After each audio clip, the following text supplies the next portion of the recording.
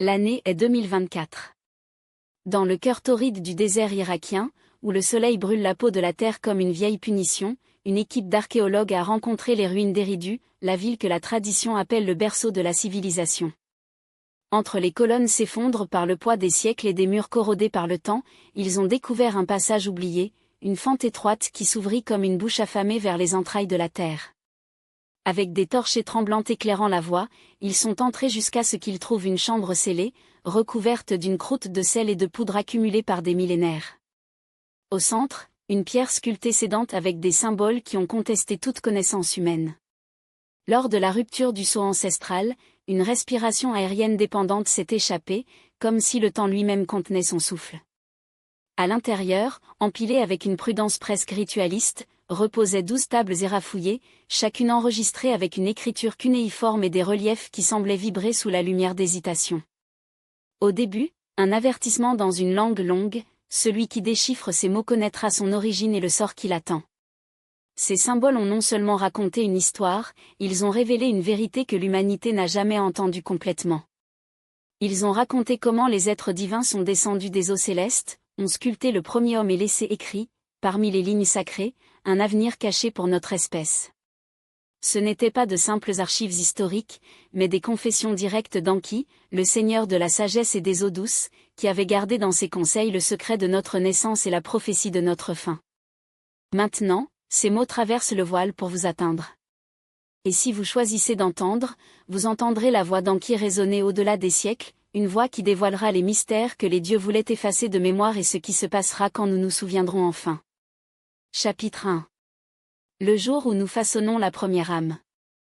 Je suis la chaîne qui coule avant le premier rayon de soleil, la respiration qui forme à l'argile sacrée. Je suis même, et les profondeurs du temps, je parle pour révéler le secret le mieux gardé de la création. Il y avait une époque où la terre était jeune et change lorsque nous seuls Anuna a traversé les eaux primordiales. Mes frères ont travaillé sans relâche, tirant des métaux précieux des entrailles du monde, mais ces mains divines n'ont pas été faites pour un tel fardeau. La fatigue les a opprimés comme une malédiction invisible.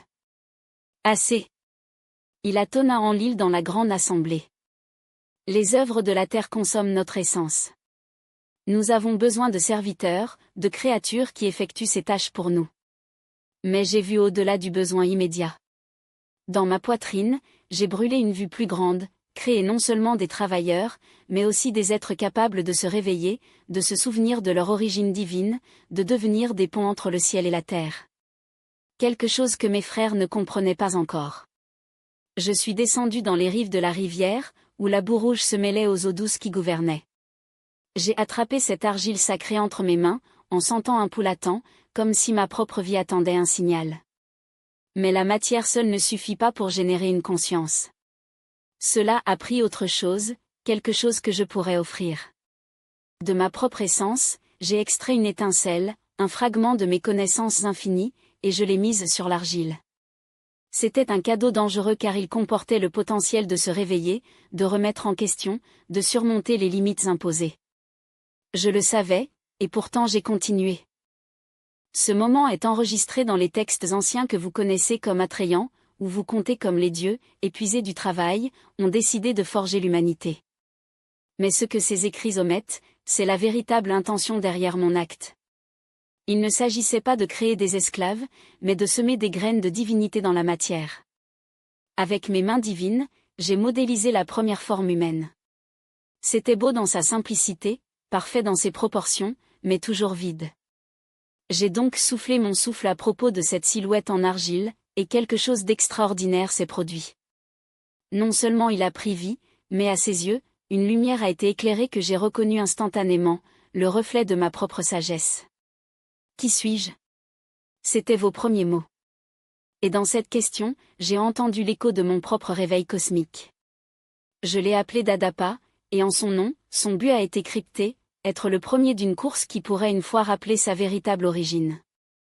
Je vous ai appris les secrets des eaux et de la terre, montré comment lire les étoiles et déchiffrer les rythmes de la nature. Mais le cadeau le plus précieux. Je lui ai donné la curiosité, cette flamme intérieure qui le propulserait de toujours chercher au-delà de l'évidence. Mes frères ont observé ma création avec un mélange d'admiration et de peur. Vous mettez trop de vous dans cette créature, a averti Enlil. Un jour, elle peut se retourner contre nous.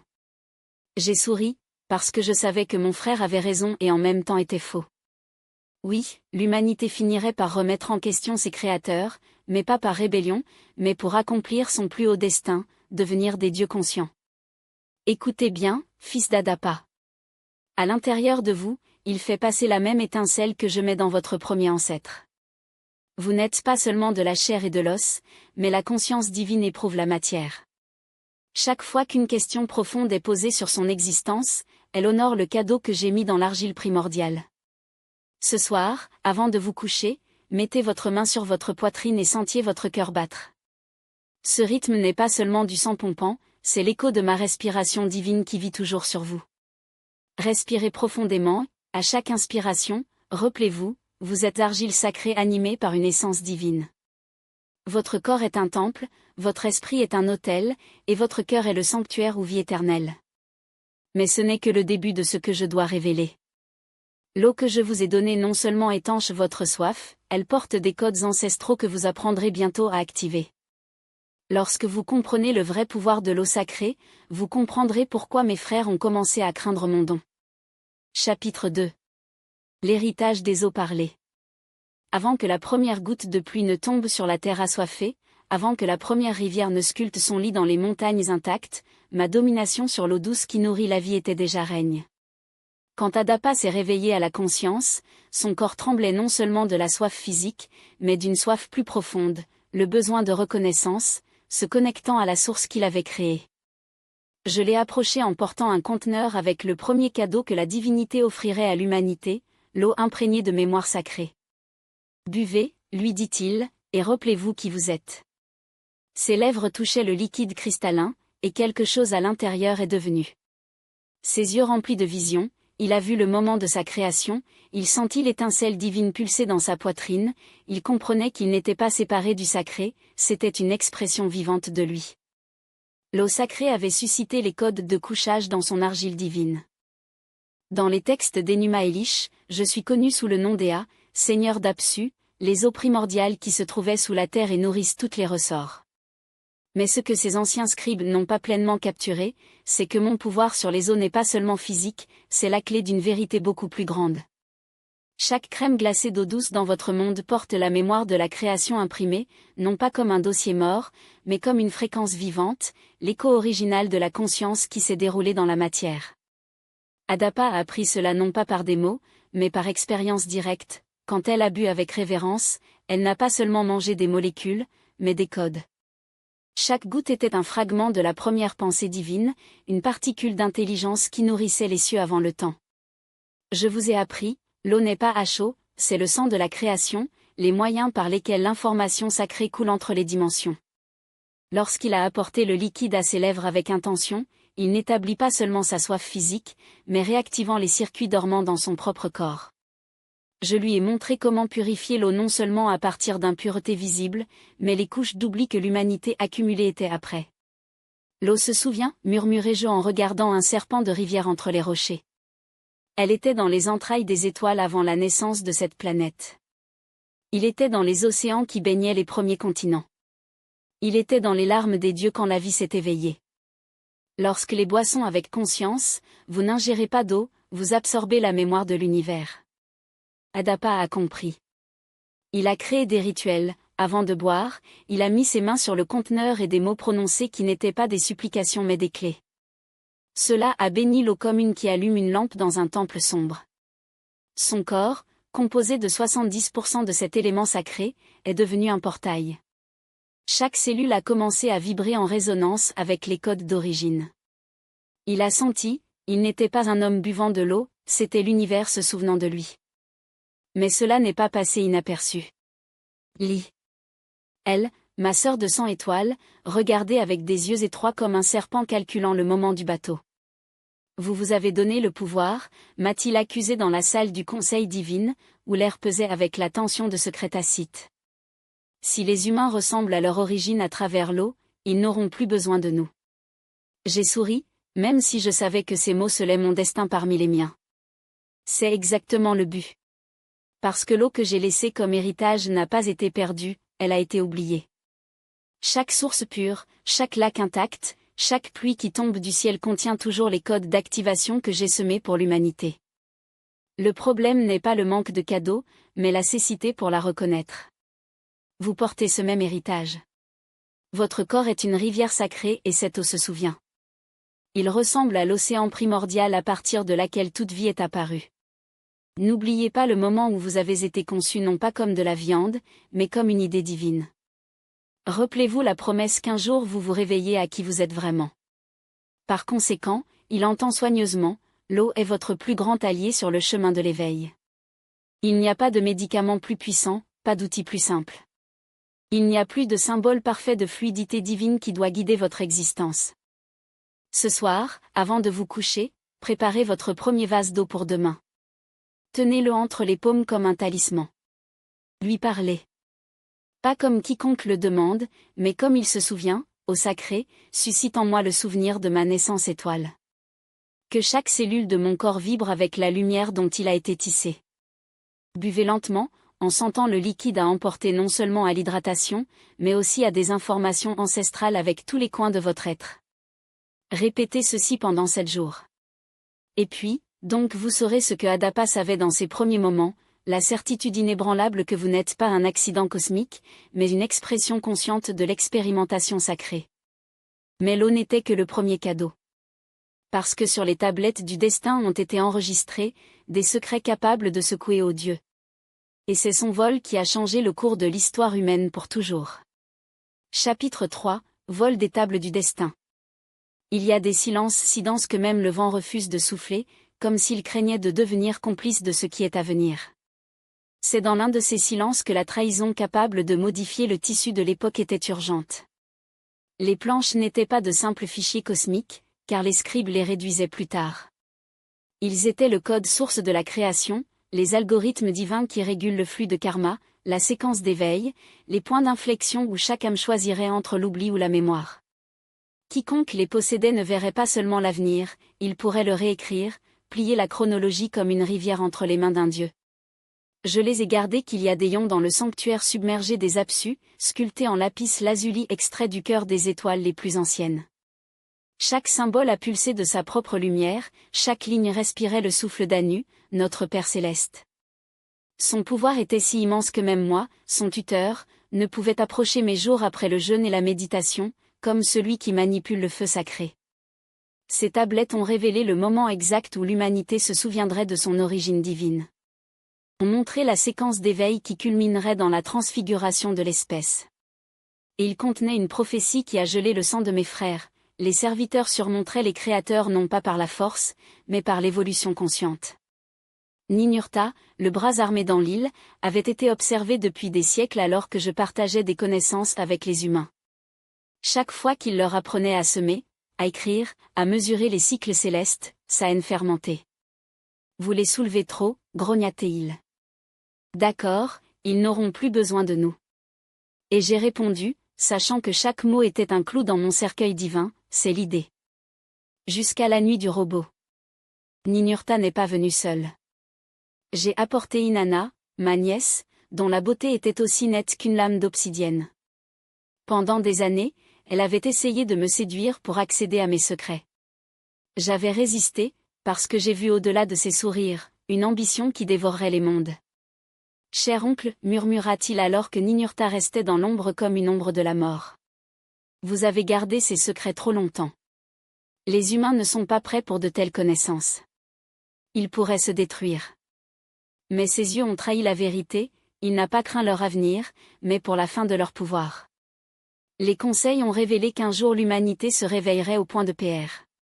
Seusement des dieux, non par rébellion, mais par accomplissement. Que chaque âme trouverait le sacré en lui-même, sans avoir besoin d'autel ou d'intermédiaire. La bataille qui a suivi les fondements d'Apsu. Ninurta a éclaté des coups qui ont frappé la réalité comme la foudre. Inanna a fait des illusions capables de déformer jusqu'à la perception du temps. Je ne me suis pas battu pour les pierres ou le pouvoir, mais pour le sort brillant que j'avais écrit pour ma création la plus aimée. Et puis, en un instant de distraction, tout en contenant une attaque de Ninurta qui aurait effondré les colonnes de mon temple. Inanna a tendu la main. Ses doigts ont touché le crayon lazuli céleste. Et quelque chose d'inattendu s'est produit. La puissance des planches la traversa comme une foudre. Les visions l'ont inondé, les humains ont fait des dieux conscients, transcendant la nécessité d'adorer quelque chose en dehors d'eux-mêmes. Il a vu le moment où chaque âme se souviendrait de sa vraie nature, et il savait, avec terreur, que cet avenir était inévitable. Il se retira, ses yeux écarquillés, la peau pâle comme le marbre. Mais il était tard. Les planches avaient été profanées. Et le cours de l'histoire humaine ne serait plus jamais le même. Et l'humanité, dans sa naïveté, pourrait être manipulée pour oublier ses vérités éternelles.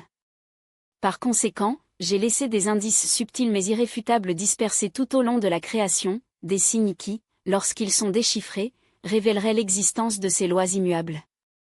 Les premières traces ont été enregistrées dans les cycles de la nature, la graine qui meurt pour renaître, la marée qui se retire pour revenir plus fortement, le soleil qui est à naître glorieux le lendemain. Ceux qui ont observé soigneusement verraient la loi du cyclique retourner dans l'action pure. Les anciennes chamanes, les sages des premières tribus, l'ont compris instinctivement. Ils n'avaient pas besoin de conseils ou de temples pour savoir que tout ce qui s'éloigne de la source, il y revient, s'est transformé, mais essentiellement le même. Mais les manipulateurs, ceux qui craignaient la liberté humaine, ont travaillé pour fausser cette compréhension. Ils ont transformé le cycle naturel en dogme de la punition et de la récompense, créant des dieux vengeurs qui ont accordé l'obéissance aveugle et punie. Ainsi, la loi de l'évolution inévitable a été convertie en une menace, se réveiller uniquement quand et comment nous permettons ou subirons les conséquences. Et c'est là que j'ai agi. J'ai inscrit les 7 lois dans les codes les plus profonds du langage humain, non pas dans les mots, mais dans les structures qui les soutiennent. Chaque histoire de rédemption, chaque mythe de la chute et du héros de résurgence, chaque histoire où les opprimés triomphent sur le tyran porte l'essence de la loi de la responsabilité créative. Lorsqu'un père dit à son fils la parabole du grain de moutarde qui devient un arbre, il transmet sans le savoir la loi de la connaissance partagée, la vérité ne grandit que lorsqu'elle est donnée librement. Tin peut brûler des livres, effacer les souvenirs, réécrire l'histoire, mais ils ne peuvent pas faire écho à l'écho de ces lois dans le cœur humain. Parce qu'ils ne sont pas des règles imposées, ils sont le réseau même de l'existence, le modèle sous-jacent à toute création. Lorsqu'un esclave, même enchaîné, regarde dans les yeux de son bourreau et sait que les deux sont faits de la même essence, il y a la loi de reconnaissance, indomptable. Lorsqu'une mère, au milieu de la faim, divise son dernier morceau de pain avec un étranger, elle connaît la loi de la réciprocité sacrée sans avoir à l'appeler. Mais il y avait un problème, l'humanité, dans sa jeunesse spirituelle, toujours confondue avec le contrôle. Beaucoup ont interprété ces vérités comme des commandements rigides, et non comme des principes vivants. Et donc, ce qui devrait être des phares de libération est devenu, pour certains courants. J'ai vu des temples érigés au nom de ces lois, et en eux, des prêtres qui les ont utilisés pour s'oppresser au lieu de lever. J'ai vu des royaumes entiers où la loi de l'équilibre dynamique était déformée pour justifier les guerres sacrées, comme si l'ombre pouvait être exterminée plutôt qu'intégrée. C'est alors que j'ai compris, les lois n'étaient pas suffisantes. Il a fallu un réveil, non pas de connaissance, mais de conscience. Parce qu'une loi écrite dans la pierre peut être enfreinte, une loi enregistrée dans l'âme, jamais. Et c'est pourquoi, les nuits suivant le vol des planches, tandis que Ninurta et Inanna célèbrent sa victoire illusoire, j'ai travaillé en silence. Non pour créer de nouvelles règles, mais pour activer ce qui existait déjà dans chaque être. Planter des graines de souvenirs aussi profondes qui, même en des siècles de neige, ne pouvaient pas être congelées. Ces graines sont les clés que vous. Ils portent maintenant. Et lorsque vous les utilisez, lorsque vous permettez aux 7 lois de s'épanouir en vous non pas comme des concepts, mais comme une expérience vivante, vous comprendrez pourquoi aucun voleur, pas de trahison, aucun retard ne peut jamais empêcher ce qui est déjà écrit dans le tissu de l'univers. Vous vous réveillerez. Et quand ils le feront, ce ne sera pas comme des serviteurs de dieux éloignés, mais en tant qu'architectes du nouvel âge, une époque où les lois ne seront pas suivies de la peur mais vivaient par amour. Parce que même les vérités les plus sacrées peuvent être déformées lorsqu'elles sont manipulées par des mains impures, je les craignais avec une sagesse qui ne se révèle qu'à ceux qui les approchent avec le cœur non armé et l'esprit libre des dogmes. Pour les autres, ce ne serait que des moralismes vides, des règles enregistrées dans la pierre sans âme. Lorsque je les ai présentées devant le divin conseiller, les yeux de l'île se sont plissés comme des créneaux de méfiance. Ils sont dangereux, grogna-t-il. Ils donnent aux humains trop de pouvoir. J'ai souri, car le pouvoir a été le leur depuis le premier souffle de vie. Ces lois se souviennent juste comment la plaindre. Marduk, passionné et impatient, a tenté de les s'approprier, proclamant son auteur. Mais les lois ont leur propre vie, elles ne font que prospérer pleinement à ceux qui les honorent par essence, pas seulement par des mots. Leur version vide déformée et réelle n'ont généré que le chaos où il devrait y avoir un ordre. Tout au long des millénaires, ces vérités ont refait surface dans chaque culture, déguisées en noms différents. Vous les reconnaîtrez dans les codes de Hammurabi, les Bouddha Sutras, les enseignements de Jésus, dans les coins des ancêtres. Chaque fois qu'une civilisation les approche, une renaissance spirituelle explose dans son histoire. Mais voici le secret que peu comprennent, ces lois ne règlent pas uniquement les empires, ils réorganisent les destinations individuelles.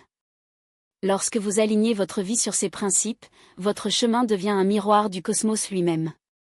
Écoutez bien, héritier de cette sagesse, ces lois se lancent déjà en vous comme des instincts sacrés. Quand quelque chose semble bien ou mal, c'est une résonance, ou une dissonance, d'entre elles dans votre âme. Votre conscience n'est pas un produit de l'endoctrinement, c'est la mémoire ancestrale des lois cosmiques enregistrées dans votre être. Au cours des 7 prochains jours, plongez-vous dans une loi par jour. Commencez par la première loi, la reconnaissance. Regardez chaque personne qui se croise et répétez en silence, c'est une étincelle divine qui expérimente la matière. Notez comment votre perception se développe, comment vos interactions se transfigurent. Le 7e jour, quand ils auront absorbé les 7, vous comprendrez qu'ils ne sont pas des chaînes, ce sont des ailes. La clé pour créer l'ordre sans tyrannie, évoluant sans détruire, exerçant le pouvoir sans corrompre. Mais les lois n'étaient que le premier acte de ma résistance contre la fragmentation de propagation. Il y en avait d'autres personnes qui, comme moi, ont remis en question le nouvel ordre imposé par mes frères. Sa rébellion changerait à jamais la relation entre le ciel et la terre. Chapitre 5, la chute des justiciers. Il y a des amours si profonds qu'ils remettent en question les lois du ciel. Et il y a de tels sacrifices purs que les dieux les appellent la trahison. Après avoir inscrit les 7 lois dans la conscience humaine, j'ai été témoin d'un malaise croissant alors que mes frères ont essayé d'imposer une hiérarchie rigide entre le divin et le terrain. En l'île décrétée, Anunnaki supérieur ne devrait pas se mélanger avec les mortels. Mais parmi nous, il y avait un groupe spécial, l'Irigi, les vigilants, en charge d'observer et de guider l'humanité avec une main légère. Au début, ils ont rempli leur mission avec une discipline céleste. D'en haut, ils envisageaient le progrès humain, intervenant uniquement lorsque l'équilibre était en danger. Jusqu'à ce que quelque chose d'inattendu se produise. Plus les humains regardaient, plus ils étaient enchantés par leur résilience, leur capacité à aimer même face à la souffrance, à leur beauté fragile et indomptable. Shemiasa, son chef, était un être léger dont la sagesse rivalisait avec la mienne. Pendant des siècles, il a observé Istéar, un descendant direct d'Adapa, dont l'âme brillait d'une pureté qui éclipsait les étoiles.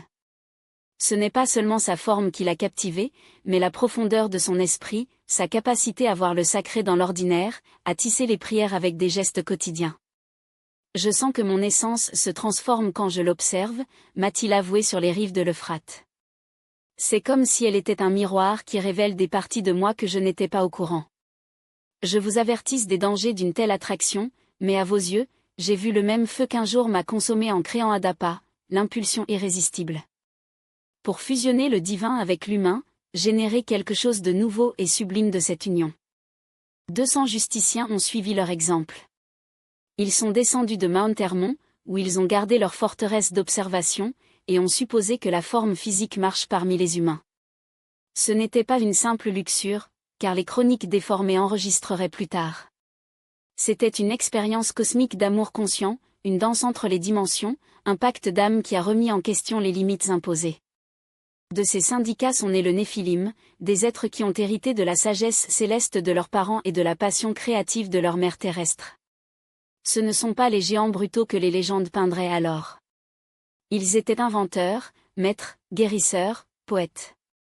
Azaël a enseigné aux humains la métallurgie avancée et les secrets des étoiles. Kokabiel a révélé les mystères des cycles cosmiques et leurs réflexions dans les destinations. Barakiel a déchiffré les présages de la nature, mais leurs leçons sont allées au-delà de la technique, ils étaient un pont entre le visible et l'invisible. Enfants de deux mondes, les Néphilim ont construit des temples qui étaient également des hôpitaux, ont créé des arts qui ont soulevé l'âme en enchantant les sens et ont fondé des communautés où les hommes et les femmes se complétaient comme des forces sacrées. Enlil a regardé tout cela avec une horreur croissante. C'est une abomination. Il attonna devant le conseil. Les vigilants ont violé la séparation fondamentale entre le céleste et le terrain. Leurs enfants hybrides corrompent l'ordre d'origine. Quelle commande originale? J'ai mis au défi. Qu'est-ce que les humains gardent à jamais séparés de leur divinité, ou qui les invite à se rappeler qui ils sont et à se plaindre de leur héritage? La tension entre les factions divines a atteint le point de rupture lorsque les Néphilim ont commencé à enseigner ouvertement aux humains que les humains pourraient développer des pouvoirs égaux à ceux des dieux, non par l'usurpation, mais par la naissance. Pour tout le monde, il faut boire de la même source. Enlil a convaincu Anu que les vigilants avaient commis une trahison cosmique. Le verdict était rapide et implacable, les justiciers seraient enchaînés dans les profondeurs de la terre jusqu'à la fin des temps. Leurs enfants, les Néphilim, seraient exterminés et chaque trace de leurs enseignements, effacée de la mémoire humaine. Cette nuit-là, alors que les premières chaînes ont été forgées, une question résonnait dans le silence du conseil, comme une complainte que même les dieux ont osé répondre. Si l'amour est la plus ancienne loi de l'univers, pourquoi le punissons-nous quand il ose transcender? La grande lignée des gardiens de la sagesse, ceux qui porteraient la flamme des connaissances interdites à travers les âges. Ce ne serait pas une tâche facile. Le monde renaissant des eaux était un lieu de peur et de méfiance, où les survivants ont regardé le ciel avec une terreur, craignant que les dieux reviennent pour les punir. Mais Susudra, maintenant appelé Zuzudra pour les Sumériens, Noé par les Hébreux, savait que la vraie menace ne venait pas des sommets, mais de l'ignorance qu'Enlil avait l'intention d'imposer. Ils veulent que nous oublions qui nous sommes, m'a-t-il dit la première nuit après le déluge, tandis que les braises du sacrifice se sont toujours trempées. Mais comment oublier le feu qui a déjà brûlé en nous? J'ai souri. C'était exactement cette étincelle indomptable qui le rendait digne. Les années suivantes ont été une reconstruction silencieuse. Alors qu'Enlil et ses partisans étaient occupés à réécrire les lois de la nouvelle humanité, plus dociles, plus effrayants, plus dépendants des dieux, Susudra et leurs descendants ont travaillé dans l'ombre. Ils ont fondé les premières écoles de mystère dans les vallées fertiles entre le Tigre et l'Euphrate, où les initiés ont appris que l'inondation n'avait pas été une punition, mais une tentative désespérée d'effacer une vérité gênante. L'humanité avait déjà touché le divin, et ce ne serait plus jamais la même. Les symboles enregistrés sur les planches d'argile ne concernaient pas seulement les récoltes ou les lois tribales. Parmi les lignes apparemment innocentes, des formules d'alchimie spirituelle étaient cachées, des cartes des constellations que les vigilants avaient enseignées, et ont tout à fait la révélation que le lien perdu entre l'homme et les dieux n'était pas une légende mais un héritage sanguin. Le Néphilim a peut-être été exterminé, mais leur essence a survécu aux enfants des enfants de ceux qui buvaient de leurs eaux.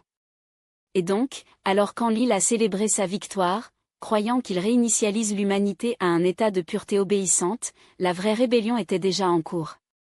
Chaque temple érigé en mon honneur contenait, sur ses fondations, une pierre angulaire avec des inscriptions que seuls les initiés ont déchiffrées.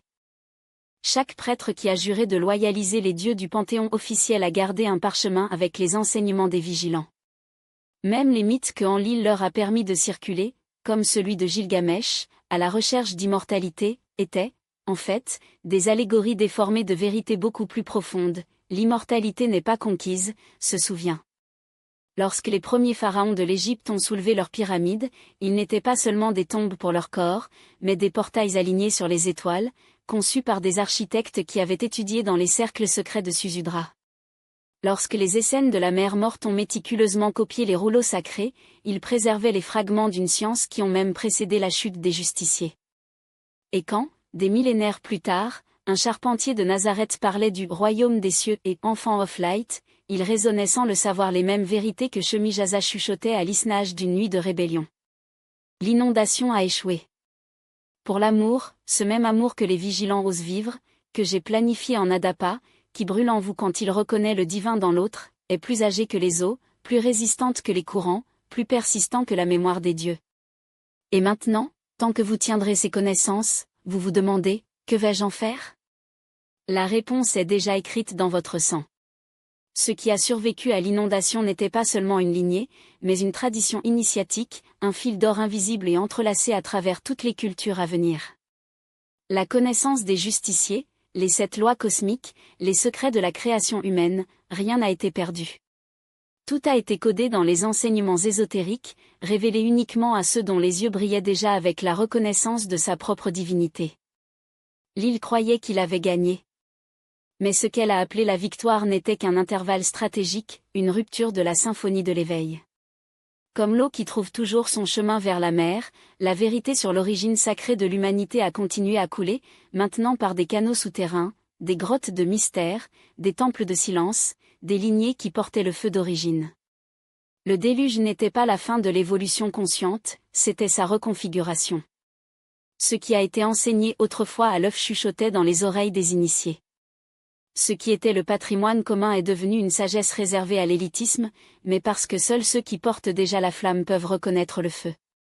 Regardez autour de vous, toute tradition spirituelle authentique dans votre monde est un fragment de ce que Susudra a préservé dans votre arche. Les mystères d'Éleusis, les enseignements du Tibet, l'hébreu kabab, le soufisme, l'alchimie occidentale, sont des branches du même tronc, dont les racines s'enfoncent dans le bois sacré qui résistait aux eaux. Et votre âme? Votre âme est une arche de Susudra. Dans ce document, à travers d'innombrables incarnations, vous avez gardé des morceaux de la sagesse originale, ces vérités qui vous connectent, comme un cordon ombilical, au ventre divin à partir duquel il est né. Chaque fois que vous plongez dans la méditation et émergez avec une compréhension soudaine, chaque fois qu'une perspicacité vous frappe comme un rayon sans nuage, vous accédez à des connaissances qui ont survécu au flot d'oubli. Ce soir, prenez un récipient avec de l'eau et placez-le à côté de votre lit. Avant de vous coucher, penchez-vous sur lui et murmurez. Laissez les vannes de ma mémoire ancestrale s'ouvrir. Cela a décrit les connaissances que mon âme a conservées au-delà du temps. Lors du réveil, buvez cette eau. Et pendant la journée, soyez conscient. Aux synchronicités. Aux compréhensions qui surviennent sans effort. Tinez au cou lorsqu'une vieille vérité résonne avec vous. L'inondation physique s'est terminée, mais le déluge spirituel de l'éveil ne fait que commencer. Et vous, un descendant de Susudra, êtes en même temps l'arche et le navigateur de ce nouveau flot de conscience. Mais les eaux qu'ils ont détruites ont également créé quelque chose d'inattendu. La dispersion des survivants a généré le prochain grand défi divin. Quand l'humanité a essayé de se rassembler, lorsqu'une tour n'a pas soulevé la fierté, mais le désir du ciel, mes frères tremblaient. Parce que cette fois, ce n'était pas seulement la chair qui montait. C'était la langue. Chapitre 7, le mot qui unit les cieux et la terre. Au début, c'était le Verbe, et le Verbe était un, jusqu'à ce que la peur la fragmente. Après l'inondation, les fils de Susudra se sont multipliés sur la terre renouvelée. Mais quelque chose d'extraordinaire s'était produit. Contrairement aux premières générations, ces survivants ont hérité d'une capacité linguistique. À quelle communication transcende? Ils parlaient une langue qui faisait écho directement à partir du langage de la création, pas seulement des mots, mais des vibrations qui ont façonné la réalité. Quand ils ont dit lumière, la lumière s'est intensifiée. Lorsqu'ils ont prononcé la croissance, les plantes ont germé avec une vigueur surnaturelle. Quand ils ont articulé l'unité, les cœurs battent en parfaite harmonie. C'était le dernier cadeau qui s'était caché dans l'arche de Susudra, non seulement une connaissance de la divinité, mais la clé pour y participer activement, le pouvoir de créer à travers le mot conscient. Les survivants savaient dans le sang que les mots ne décrivaient pas la réalité. Ils la taquinaient. Ils ont donc parlé avec une précision sacrée, en choisissant chaque syllabe comme ceux qui sélectionnent des herbes pour un élixir. Et donc, sous mes conseils subtils, ils ont décidé d'ériger un projet qui prouverait leur maturité spirituelle, une ville dont le centre serait une tour, pas de défier les cieux, mais de les reconnecter à la terre. Babi élu l'appelait Gate of God. Sa tour serait construite à la suite de proportions cosmiques, capables d'harmoniser les fréquences du ciel et de la terre. Chaque pierre serait bénie dans la langue d'origine. Chaque niveau serait érigé au son des chansons qui ont soulevé la vibration de toute la région. Pendant des générations, ils ont travaillé dans un air parfait. Son langage commun n'a pas transmis d'idées uniquement, transmis des intentions pures, des émotions élevées, des opinions partagées. Il n'y avait pas de malentendu. Il n'y avait pas de compétition. C'était la matérialisation exacte de ce que j'avais rêvé de l'humanité depuis le premier souffle de vie. Mais au plus haut, mes frères ont regardé avec une terreur croissante. « Voyez ce que vous obtenez, » murmura l'île, pointant vers la tour qui brossa déjà les nuages. Avec cette langue unifiée, rien ne les arrêtera. Par conséquent, il n'y aura pas de différence entre nous et eux. N'est-ce pas le plan depuis le début? J'ai demandé, même si je connaissais déjà la réponse. C'était Marduk, maintenant intronisé après avoir vaincu Tiamat, qui a proposé la solution la plus brutale. Nous devons confondre votre langue. La fragment en dialectes incompatibles. Sans communication parfaite, ils ne peuvent pas se coordonner pour menacer notre maîtrise. L'intervention a été rapide et chirurgicale. Le lendemain matin, les constructeurs se sont réveillés en parlant différentes langues. Le compagnon d'hier a désormais émis des sons incompréhensibles. Les instructions précises sont devenues des tiges confuses. L'harmonie s'est effondrée dans le chaos linguistique. Mais la vraie tragédie n'était pas l'interruption de la tour. C'était la perte de pouvoir créatif des mots. En fragmentant la langue d'origine, ils ont également fragmenté la capacité humaine à utiliser la langue comme un outil de manifestation consciente. Les textes sacrés ont enregistré une version déformée de ces événements, la tour de Babel comme un acte de fierté puni par Dieu. Mais la réalité était le contraire. C'était un projet d'amour cosmique, saboté par la peur divine à l'éveil humain. Les constructeurs se sont dispersés, emportant avec eux des fragments de la langue d'origine intégrés dans leur nouvelle langue. Par conséquent, à ce jour, chaque langage humain conserve des mots de pouvoir, des mantras qui font toujours écho à la capacité créative primaire. Mais le sabotage n'était pas total. Au bas de chaque être humain, l'accès à la langue d'origine existe toujours. Il est activé en période d'émotion profonde, dans des états de haute méditation, lorsque l'amour est si pur que les mots transcendent sa fonction et deviennent des instruments de transformation. Chaque fois que vous prononcez un mot avec une conviction absolue et l'univers prononce la vérité sacrée avec une pure intention, vous accédez au fragment de la langue d'origine.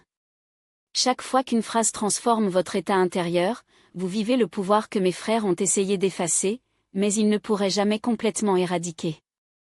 La langue que les cieux et la terre unis n'ont pas été perdue, elle a intériorisé. Maintenant, il habite en silence entre les pensées, dans la rupture entre les respirations, dans cet espace sacré où l'intention se fusionne avec le mot et devient toutes deux une seule force créative. Dans les 3 prochains jours, pratiquez le pouvoir restauré du langage conscient. Avant de prononcer un gros mot, faites une pause. Prenez une profonde inspiration. Demandez-vous, ce mot construit-il ou détruit-il? Augmenter ou traîner? S'unir ou séparer? Parlez donc de cette conscience élargie, comme si chaque syllabe était un décret capable de reconfigurer la réalité. Le 3e jour, essayez les déclarations sacrées. Je suis un canal de paix. Ma présence rayonne d'harmonie. Mes paroles guérissaient. Transcendez. Prononcez chaque déclaration avec la certitude inébranlable que l'univers réorganise pour matérialiser ce que vous revendiquiez avec pureté exprès. Vous constaterez que le pouvoir de Babel n'a jamais été vraiment perdu. Il a juste attendu que vous vous rappeliez comment l'utiliser judicieusement. La tour physique est restée inachevée, mais les tours spirituelles que chaque âme soulève avec des mots conscients continuent de monter vers la réunification avec le divin.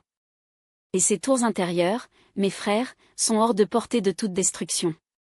Chapitre 8, les sceaux des constructeurs. Lorsque le mot tour a été confus, les sages ont appris à construire avec des pierres qui parlent le langage éternel, à l'abri de l'ingérence des dieux.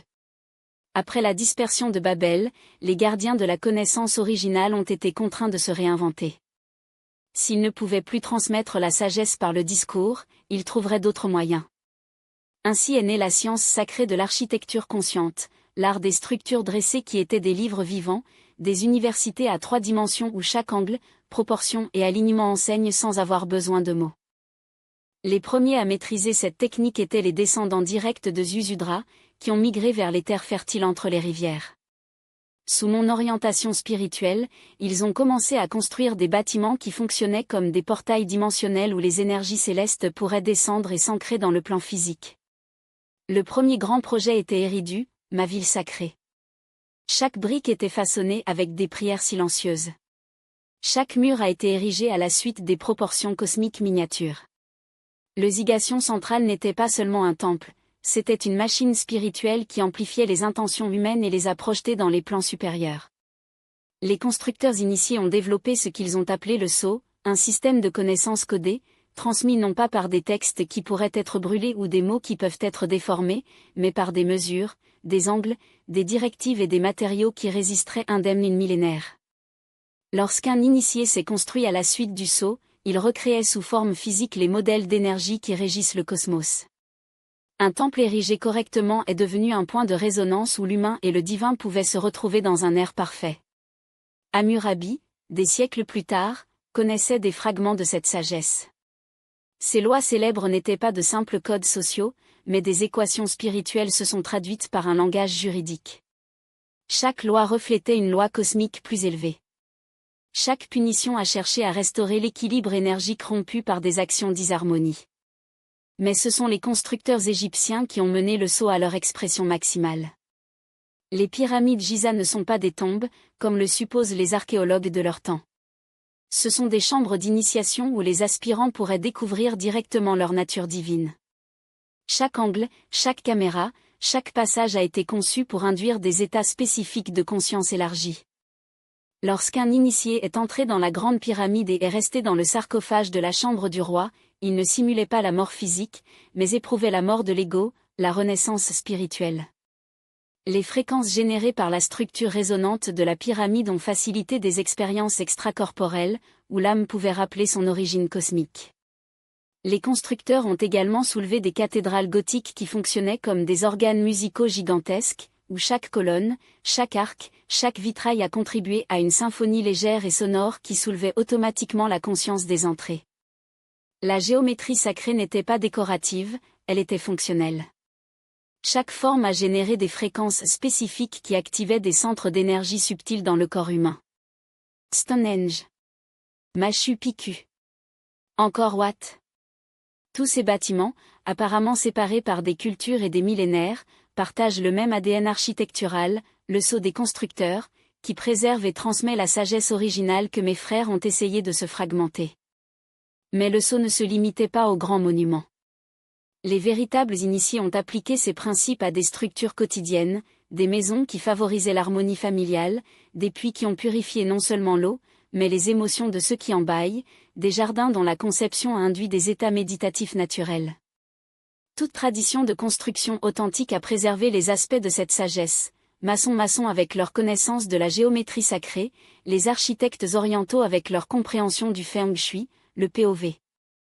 Les originaux avec leurs cérémonies de construction qui ont honoré les esprits de la terre. À son époque moderne, cette sagesse était presque totalement oubliée. Les constructions contemporaines priorisent la fonctionnalité physique et l'impact visuel, ignorant complètement l'effet énergétique qu'ils exercent sur leurs habitants. Par conséquent, de nombreuses villes modernes génèrent du stress, de la dépression et de la déconnexion spirituelle, ont été érigées en contradiction directe avec les principes du sceau. Mais vous pouvez appliquer ces principes ancestraux à votre espace personnel. Votre maison peut devenir un temple initiatique, où chaque jour vous ressentez des rappels subtils de votre nature divine.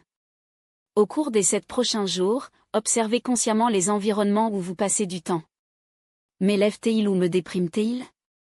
Il m'inspire ou m'épuise ? Vous connectez-vous à mon centre ou me dispersez-vous ? Ensuite, effectuez des ajustements mineurs. Réorientez votre lit à l'est pour vous réveiller avec l'énergie solaire. Mettez des cristaux ou des plantes dans les coins pour dissoudre les énergies stagnantes. Créez un hôtel personnel où vous pouvez méditer quotidiennement. Le 7e jour, positionnez-vous au centre de votre espace reconfiguré et déclarez en silence. C'est mon temple personnel. Ici, l'humain et le divin se rencontrent. Ici, mon âme se souvient de leur essence éternelle.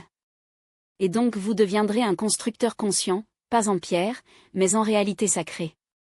Ici, où l'humain et le divin entrelacent dans la danse sacrée, chaque objet devient un symbole vivant, chaque angle un portail de révélation, chaque couleur une fréquence qui éveille la mémoire de sommeil dans ses cellules.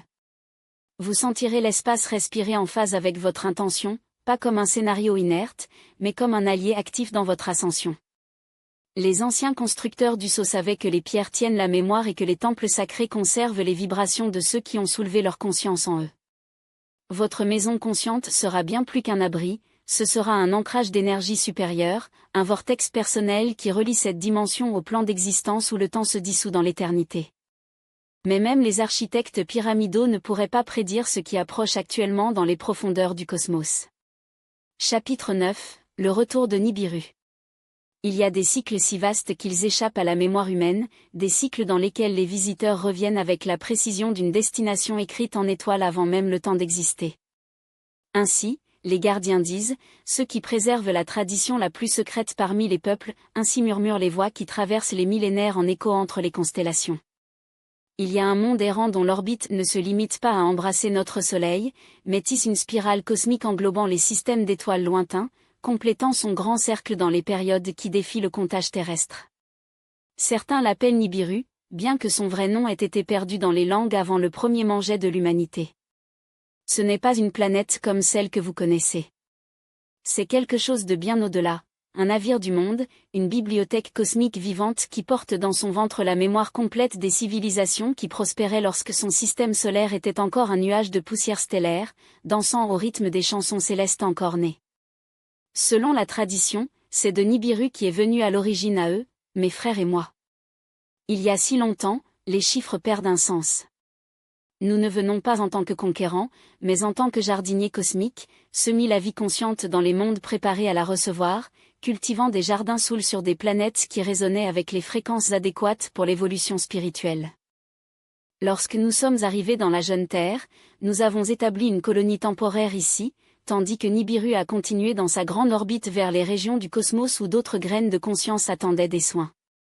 Le plan d'origine était simple, cultiver l'humanité à sa maturité spirituelle et partir ensuite, laissant un monde peuplé de dieux conscients de leur propre divinité. Mais les complications sont venues plus tôt que prévu. En l'île et dans d'autres, un attachement à l'autorité des humains primitifs s'est développé.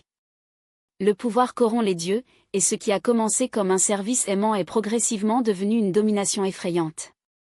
Lorsque le moment est venu de partir avec Nibiru dans leur prochaine orbite, beaucoup de mes frères ont choisi de rester, établissant une hiérarchie permanente parmi les éleveurs et les domestiques. J'ai également choisi de rester. Mais pour différentes raisons. Via l'humanité impôt. Pas encore mis à jour, une étincelle divine sur les brûlures. Ils savaient que s'ils partaient avec Nibiru, laissant les humains sous le contrôle restrictif dans l'île, son évolution stagnerait pendant des millénaires. J'ai préféré sacrifier mon retour au foyer cosmique pour le bien de mes enfants spirituels. Maintenant, selon les calculs que j'ai enregistrés dans les conseils les plus secrètes, selon les prophéties que j'ai chuchotées aux initiés de chaque âge, Nibiru a terminé sa grande orbite et ses retours. Son retour marque la fin d'un cycle cosmique et le début d'une autre. Mais le monde que Nibiru trouvera ne sera pas le même qu'il est parti. Les humains ont évolué malgré tous les obstacles imposés par ceux qui sont restés. Ont développé des technologies qui rivalisent avec la nôtre. Ils ont commencé à se souvenir de leur origine divine. Ils ont commencé à remettre en question les limites qui leur sont imposées comme s'ils étaient des lois naturelles immuables. La tradition dit que le retour de Nibiru apportera à la fois des opportunités extraordinaires et des défis colossaux. Ceux qui se sont souvenus de leur nature divine seront reconnus comme des frères mineurs, prêts à rejoindre la famille cosmique. Mais ceux qui dorment encore dans l'illusion de la séparation subiront ce retour en tant que cataclysme incompréhensible. Il n'y aura pas de jugement extérieur, car Nibiru ne voit pas en tant que conquérant, mais comme une récolteuse de ce qui a été semé pendant des millénaires. Le procès sera interne. Chaque âme humaine découvrira elle-même, avec son potentiel divin mis à jour ou gaspillé, avec les choix qui l'ont approché ou poussé de sa véritable essence. Ceux qui ont travaillé consciemment dans leur réveil vivront le retour de Nibiru en tant que diplôme cosmique, une invitation à participer à des projets de conscience dans d'autres mondes. Ceux qui sont restés endormis auront une autre chance de se réveiller, mais dans des circonstances beaucoup plus intenses, où l'évolution accélérée ne sera plus une option, ce sera inévitable. Les signes de votre approche sont déjà visibles pour ceux qui savent lire les symboles cosmiques. L'éveil spirituel accéléré de millions. L'effondrement des structures sociales de la domination. L'émergence de technologies qui semblent magiques. La résurgence des connaissances ancestrales qui avaient été effacées. Chaque âme qui rappelle son origine divine devient une antenne réglée sur les fréquences de Nibiru, préparant l'humanité pour les retrouvailles avec sa famille vedette.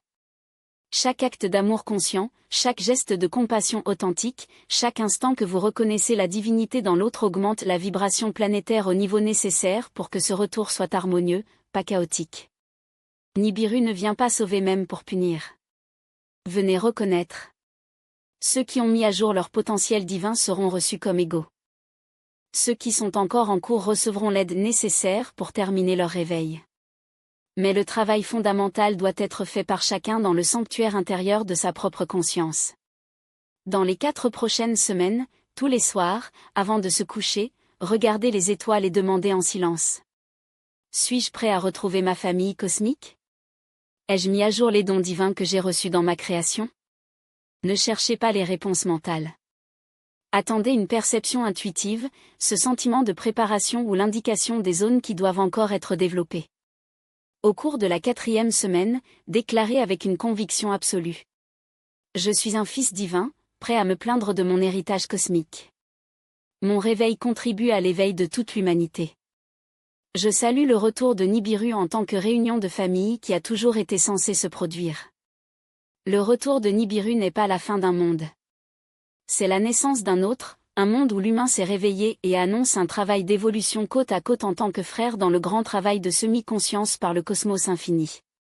Mais avant que ce moment glorieux ne soit réalisé, l'humanité doit traverser la preuve définitive, un jugement qui séparera ceux qui sont vraiment prêts à monter à l'existence cosmique de ceux qui portent encore les chaînes d'illusions anciennes. Chapitre 10, le jugement des dieux. Dans les chambres les plus sacrées du cosmos, où le temps se penche pour entendre le verdict de l'éternité, la cour est rassemblée qui décidera non seulement du sort de l'humanité, mais aussi de celle de ses propres créateurs. L'approche de Nibiru a activé les protocoles ancestraux endormis depuis la dernière grande évaluation. Le cosmique. Les conseils supérieurs, entités légères pures qui supervisent l'évolution des galaxies entières, appelez toutes les personnes impliquées dans l'expérience de la Terre pour tenir compte de leurs actions le long de ces millénaires de séparation. L'île arrive dans la cour cosmique armée de ce qu'ils considèrent comme des preuves irréfutables, des dossiers holographiques des guerres humaines, des documents de dévastation environnementale, des archives de cruauté et de barbarie qui présentent comme preuve de l'échec fondamental de l'expérience. Voir ce qu'ils sont devenus, soutient-il devant les juges des étoiles. Bêtes intelligentes sans sagesse. Technologie sans compassion. Pouvoir sans responsabilité. Marduk, à son tour, apporte ses propres preuves, en se concentrant sur la façon dont l'humanité a rejeté à plusieurs reprises l'orientation divine, déformant les enseignements sacrés dans les instruments de contrôle. Nous leur avons donné des religions d'amour et ils ont créé des institutions d'oppression, déclare-t-il avec amertume. Nous révélons les mystères sacrés, et ils les ont transformés en dogmes stricts. Mais moi, Enki, je présente des preuves d'une autre nature. J'apporte des enregistrements d'actes de compassion héroïque réalisés par les humains que personne d'autre n'a remarqués. Documents des progrès scientifiques motivés par le véritable désir de soulager la souffrance. Archives de l'art et de la musique qui révèlent la beauté divine qui fleurit dans des cœurs mortels. Remarque, dis-je au juge cosmique tout en concevant des images de mères humaines risquant leur vie pour les fils des autres, des scientifiques en dédiant des guérisons sans attendre la récompense, des artistes canalisant l'inspiration céleste pour élever l'esprit de leurs frères. C'est la vraie nature humaine lorsqu'elle n'est pas déformée par la peur ou la manipulation. Les juges stellaires, des êtres anciens qu'ils ont assisté à la naissance des premières stars, entendent toutes les preuves avec une impartialité parfaite. Ils ne jugent pas les émotions ou les préférences, mais pour la perspective de l'évolution cosmique et le bien-être de l'univers conscient. Et puis le verdict surprend tout le monde. Le vrai jugement ne concerne pas l'humanité, mais sur vous, il convient qu'ils sont restés sur Terre après le dernier match de Nibiru. Les humains, déclare la voix unifiée de la cour, ont agi exactement comme prévu, compte tenu de l'exemple et de l'orientation qu'ils ont reçu de leur Créateur. L'expérience n'a pas échoué. Il a révélé, avec une précision absolue, la qualité de conscience de ceux qui constituaient leur mentor. Le jugement expose les vérités inconfortables, chaque acte de cruauté humaine peut être suivi aux enseignements déformés transmis par des dieux qui avaient perdu le lien avec leur propre nature aimante originale. Chaque guerre religieuse reflète les conflits entre les factions divines qui utilisaient les humains comme piétons dans leurs différends de pouvoir. Chaque système d'oppression sociale reflète des hiérarchies célestes basées sur la domination, pas en service. Mais cela révèle également quelque chose de plus profond, les humains, malgré tout, ont transcendé à plusieurs reprises les limitations imposées par leurs créateurs imparfaits. Ils ont développé des compétences amoureuses qui dépassent celles de nombreux dieux. Ils ont créé une beauté qui fait pleurer les anges. Ils ont démontré un courage moral qui fait honte aux immortels. Le verdict de la cour cosmique est révolutionnaire. L'humanité est diplômée de l'expérience et est prête pour la citoyenneté cosmique complète. Mais il convient qu'ils sont restés sur Terre doivent subir un processus de purification et de rééducation. Lil et Marduk reçoivent la phrase avec choc et résistance. Le choix leur est offert, retourner à Nibiru pour une période de contemplation et de croissance spirituelle ou de rester en dimension plus basse, travaillant à réparer les dommages causés par des millénaires de manipulation inconsciente. Cependant, une option différente m'a été présentée. Les juges reconnaissent que mon intervention constante en faveur de l'éveil humain a contribué de manière significative au succès final de l'expérience. Je suis invité à accompagner Nibiru non pas en tant que réhabilitation, mais en tant que conseiller pour de futurs projets de conscience de semis dans d'autres mondes. Mais je refuse l'offre. Ma place est avec l'humanité, déclare-je avant l'étonnement des juges vedettes. Je les ai vus grandir de l'argile primordiale à des âmes éveillées. Je veux rester pour la prochaine phase de leur évolution, non pas comme son créateur supérieur, mais en tant que frère plus grand, apprenant à côté d'eux. La décision provoque des vagues de surprise tout au long de l'assemblée cosmique. Jamais avant qu'Unanuna n'ait choisi. Renoncer volontairement leur statut divin pour grandir spirituellement avec leur propre création. Mais les juges approuvent, reconnaissant que cela représente l'évolution la plus élevée possible, l'amour qui est dépouillé des privilèges pour servir la croissance du bien-aimé. Le procès se termine par une déclaration qui se répercute à travers toutes les dimensions. L'expérience de la Terre a produit des résultats qui dépassent toutes les attentes. Les humains ont montré que la conscience, même semée dans des conditions défavorables, survit non seulement, mais fleurit même des niveaux qui rivalisent avec leur propre créateur. La Terre n'est plus un jardin d'essai pour devenir une université cosmique. Les prochains jours seront cruciaux pour leur préparation personnelle face à ces transformations. Passer du temps tous les matins pour réfléchir, dans quels aspects ai-je dépassé les limites qui m'ont appris? Ou ai-je montré un plus pur que mes maîtres? Reconnaissez votre propre croissance spirituelle comme preuve de graduation humaine. Tous les après-midi, contemplant, comment puis-je contribuer à la guérison planétaire? Quelle blessure, causée par des conflits entre les dieux, puis-je aider à guérir avec mon exemple d'unité? Sa haute conscience est une partie active du verdict cosmique favorable. Le procès est terminé. Mais la véritable aventure ne fait que commencer. Avec l'humanité reconnue comme un citoyen cosmique et les anciens schémas de domination divine se dissolvant, la question finale se pose. Quelle est la clé qui permettra à chaque âme individuelle de revendiquer son héritage immortel? Cette clé était cachée dans une histoire que vous croyez savoir, mais dont le sens le plus profond est resté voilé, jusqu'à présent. Chapitre 11, la clé de l'immortalité. Le plus grand trésor du cosmos ne se cache pas dans les jardins célestes stockés par le chérubin, mais au cœur de celui qui comprend qu'il ne l'a jamais perdu. Gilgamesh est venu à moi alors que tous les moteurs de recherche sincères arrivent, désespérés pour quelque chose qui ne peut pas nommer, déchirés par une perte qui transcende le personnel. La mort d'Enkidu, son frère de l'âme, avait suscité en lui la question qui pulsait au centre de chaque existence consciente. Pourquoi devrais-je mourir si je sens que l'éternité vibrait en moi? Il était un descendant direct de Lugalbanda, qui avait conservé les lignes pures des connaissances originales d'Adapa. À ses yeux, j'ai reconnu l'étincelle divine opérant en pleine puissance, mais toujours voilée par l'illusion de la séparation, qui craint la peur de la mort. Je cherche l'immortalité, a-t-il dit avec l'intensité de ceux qui ont déjà perdu tout ce qu'ils pensaient être important. Je sais que tu l'as. Partagez-le avec moi. Je l'ai regardé en silence pendant longtemps, en lisant dans les couches les plus profondes de votre âme. Il a vu un homme qui avait confondu l'immortalité avec la permanence physique, l'éternité avec la continuité du corps. C'est l'idée fausse fondamentale qui maintient une humanité des prisonniers de la mort et de la renaissance, alors qu'ils pouvaient subir une continuité consciente, son droit à la naissance. Je vais vous donner ce que je cherche, dis-je finalement, mais vous devez d'abord comprendre ce que vous cherchez vraiment. Pendant des jours, je lui ai révélé les vérités qu'il avait préservées des premiers moments de la création humaine. J'ai expliqué que la mort physique n'est que la transition de la conscience d'un véhicule dense à des formes d'existence plus subtiles, comme ceux qui changent de vêtements à la fin de la journée. La vraie mort, ai-je avoué, est l'oubli de sa nature essentielle. Tant que vous vous souvenez que c'est la conscience divine qui éprouve temporairement la matière, ce sera immortel, quel que soit l'état de votre corps. Gilgamesh a eu du mal à s'assimiler. Des générations de conditionnement ne lui avaient appris à s'identifier qu'à sa forme physique, à croire que, sans corps, il n'y a pas d'existence. Il était nécessaire de lui offrir une expérience directe de sa nature immortelle. Je lui ai tendu la plante de rajeunissement, qui a grandi dans les profondeurs de l'océan primordial. Mais elle n'était pas ce que cela semblait.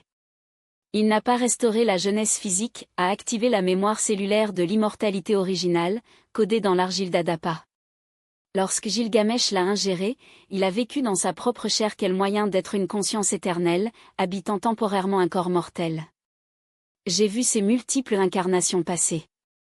Il a compris qu'il avait vécu des milliers de vies sans jamais perdre son identité essentielle. Il se souvenait du moment de sa création, quand il a reçu le don d'une conscience autoréflexive. Mais l'expérience a été si intense que vos mensonges. Et l'homme ne pouvait pas maintenir sa totalité. Comme un petit vase essayant de contenir un océan, sa conscience s'est contractée à une perception ordinaire, ne remettant que des fragments de révélation. Maintenant, vous comprenez, lui a-t-il dit en se remettant de l'extase, cette immortalité n'est pas quelque chose qui est acquis, mais quelque chose que vous avez déjà et besoin de vous souvenir. La plante ne vous a pas donné l'immortalité, cela a juste révélé l'immortalité qui a toujours été la vôtre. Gilgamesh est retourné à Uruk transformé, mais pas comme il s'y attendait. Il n'avait pas gagné un corps éternellement jeune, mais quelque chose infiniment plus précieux, la certitude expérientielle de sa nature immortelle. Il ne craignait plus la mort, car il savait que seules les formes périssent, l'essence, jamais. Les tableaux de leurs réserves épiques font écho à cette histoire, mais la clé fondamentale a été perdue dans les traductions. Gilgamesh n'a pas échoué dans sa recherche de l'immortalité, il l'a trouvée là où il a toujours été, dans la reconnaissance de sa propre divinité éternelle.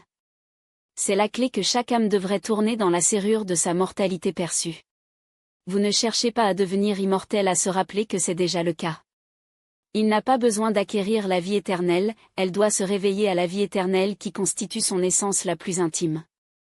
Le corps physique est comme une combinaison spatiale qui lui permet d'explorer les densités de matériaux. Lorsque le costume s'use, vous le changez simplement pour un autre. Mais l'explorateur qui habite il reste inchangé. La mort est un diplôme, pas une extinction. Chaque nuit, avant de se coucher, découvrez consciemment le processus qu'il appelle la mort. 1. Détendez complètement le corps, en gardant la conscience élevée. 2. Sentez votre identité à se développer au-delà des limites physiques sans se perdre, sans se dissoudre.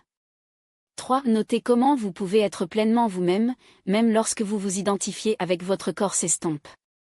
Pratiquez cela pendant 21 nuits consécutives. Dans le 7e, vous découvrirez directement ce que Gilgamesh a vécu, la certitude absolue qu'il s'agit de la conscience immortelle, interprétant temporairement le rôle d'être mortel. La clé de l'immortalité n'ouvre pas les portes externes, elle débloque la perception qui a toujours été disponible. Lorsque vous le tournez, cela ne change pas ce qu'il est, rappelez-vous ce qui a toujours été, un fragment de conscience infinie, ressentant l'aventure de l'existence individuelle. Avec cette clé dans vos mains, vous êtes prêt pour le cadeau final, celui que j'ai conservé pour le moment, l'humanité était prête à la recevoir sans être détruite par elle. C'est le secret qui contient tout ce que j'ai partagé avec vous. Le sceau qui ferme, et s'ouvre, le cercle de la révélation divine. Chapitre 12, l'héritage scellé. À la fin de tous les témoignages, lorsque les derniers mots sont prononcés et les derniers secrets révélés, il n'y a que la vérité la plus simple et la plus puissante du cosmos. Pendant des millénaires, j'ai marché entre vous, regardé, guidé, protégé l'éveil progressif de ma création la plus précieuse. J'ai vu des empires relever et s'effondrer. J'ai été témoin de la naissance et de la mort des religions. J'ai été témoin de l'humanité pour trébucher et monter encore et encore, à sa manière vers la reconnaissance de sa propre divinité. Maintenant, à mesure que les énergies de Nibiru approchent et que les voiles entre les dimensions se sont réglées elles-mêmes, le moment est venu de révéler le dernier sceau, le dernier cadeau que j'ai gardé quand ils étaient prêts à le recevoir sans être consommés par lui.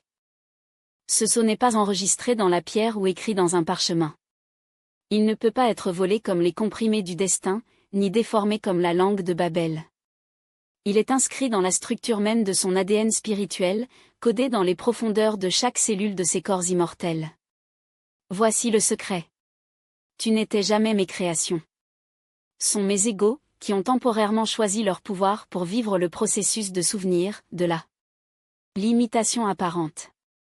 Lorsque j'ai façonné le premier corps humain avec de l'argile sacrée, je ne forgeais pas les serviteurs, mais les miroirs en sculpture, des véhicules temporaires pour la conscience qui, comme le mien, était déjà divin en substance, mais désireux de l'expérience suprême, l'extasie de redécouvrir par l'oubli volontaire.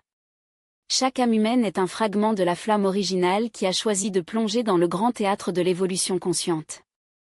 Pour ne pas devenir divin, mais pour se souvenir de la divinité, il n'a jamais perdu de pas par pas, la vie après la vie, jusqu'à ce que la mémoire devienne aussi claire que le soleil à midi. Je n'étais pas votre créateur, j'étais l'ARQ. 8 actes des conditions, le frère aîné qui a préparé la scène pour que vous, les acteurs divins, pourriez représenter la pièce la plus audacieuse jamais mise en scène, des dieux se faisant passer pour un humain pour goûter la douceur de la réunion avec eux-mêmes. C'est pourquoi j'ai refusé l'appel du retour à Nibiru lorsque ma mission officielle est terminée. Alors que l'île et vos abonnés ont vu des créatures destinées à l'éternité des pions de soumission nécessaires pour valider votre supériorité illusoire, je voyais la vérité dès le premier souffle, vous n'êtes pas des créations, vous êtes co-créateurs. Des dieux si habiles dans leur art qu'ils ont convaincu eux-mêmes qu'ils n'étaient que de simples mortels. Quel moulin! Quelle maîtrise! Quel jeu cosmique de recherche de cache-cache, où le prix final est le rire triomphant de ceux qui se retrouvent après la recherche de millénaires. C'est l'héritage que je leur reviens aujourd'hui, non pas comme un cadeau, mais comme la reconnaissance d'un fait éternel. Leur voyage spirituel n'a jamais été une montée vers le divin, mais l'éveil progressif de la divinité qui a toujours habité en vous. Ils ne deviennent pas des dieux, ils se rappellent qu'ils n'ont jamais cessé de l'être. Chaque acte de compassion qu'ils ont déjà pratiqué était l'écho de sa nature divine se reconnaissant dans l'autre. Chaque éclair d'amour inconditionnel, la signature de son origine stellaire se manifestant sans filtre. Chaque pardon accordé à la preuve, impardonnable, la preuve qu'il porte en soi la même capacité infinie de rédemption qui pulsate au cœur de la source. Les maîtres qui ont vénéré au cours des siècles, Jésus, Bouddha, Quetzalcoatl, Odé, Krishna, n'étaient pas des êtres supérieurs descendants de sommets inaccessibles. C'était vous-même, dans les incarnations où la mémoire est devenue si claire que l'illusion de séparation est tombée comme une brume au lever du soleil. Ces paroles n'étaient pas des doctrines, c'étaient des souvenirs à haute voix, des cris de reconnaissance lancés dans le temps pour secouer le sommeil de ceux qui rêvaient encore des limitations. Cet éveil de cette expérience n'est pas un accident de destination, ni un défi herculéen. C'est le moment exact qu'ils ont choisi avant l'incarnation, le point culminant de l'expérience, le temps de se plaindre consciemment de ce qui a toujours été le vôtre, la couronne de la paternité divine. Nibiru ne revient pas à juger ou à sauver, mais à célébrer. Vos frères cosmiques ne viennent pas comme des sauveurs, mais en tant que témoins extatiques du miracle que vous effectuerez, l'éveil complet de la conscience divine dans une matière dense. Dans les jours restants, ils ne pratiquent pas plus de techniques pour développer la spiritualité. Arrêtez de chercher ce qu'ils ont déjà. Au lieu de méditer pour reconnecter avec le divin, reconnaissez que vous êtes le divin, jouant temporairement pour oublier. Lorsque vous ouvrez les yeux le matin, ne vous préparez pas à un autre jour comme des êtres humains en évolution. Au lieu de cela, il déclare : Je suis un Dieu éternel, savourant l'aventure de faire semblant de se réveiller. Aujourd'hui, je continuerai le jeu sacré de se souvenir, pièce par pièce, le puzzle infini de ma propre nature. Le sceau est brisé. Le voile, déchiré. L'expérience qui a commencé dans les jardins en argile sacrée se termine où elle devrait toujours, dans la révélation que vous êtes les jardiniers, les fleurs et la terre fertile où la conscience se trahit dans une renaissance éternelle. Bienvenue à la maison, frère. Bienvenue au moment où la dernière ombre de doute se dissout et la lumière de la connaissance directe inonde chaque cellule de ces corps immortels. Avant la première pensée, après la dernière star, la danse de l'unité consciente recommence, et cette fois, vous danserez en sachant qui ils sont. Je suis Anki. Et je les aime avec amour que seul un frère peut ressentir pour d'autres frères qui, contre toutes les probabilités cosmiques, osent jouer le jeu le plus audacieux jamais conçu, oublier de se souvenir, se limiter à se développer, mourir pour être né pour toujours. L'aventure s'est terminée. L'éternité commence maintenant.